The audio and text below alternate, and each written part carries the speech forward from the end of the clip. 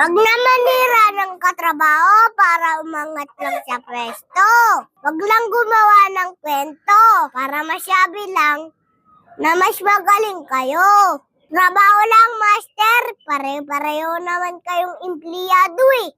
Saludo sa mga manggagawa na lumalaban ng patas. Pero sa mga kulokoy, asikaso yan. Tay, ano po yung Labor Day? Araw ng mga manggagawa ay nak. Tulad ni tatay mo. Construction worker, tricycle driver, minsan kung ano-ano pa. Ayun pala, tay. Ayos po yun. At may pagkilala sa mga manggagawa. Dahil kung wala kayo, tay, malaking problema yun. Oo nak, tama ka. Kaya maraming salamat po sa lahat ng dakilang manggagawa. Doktor, engineer,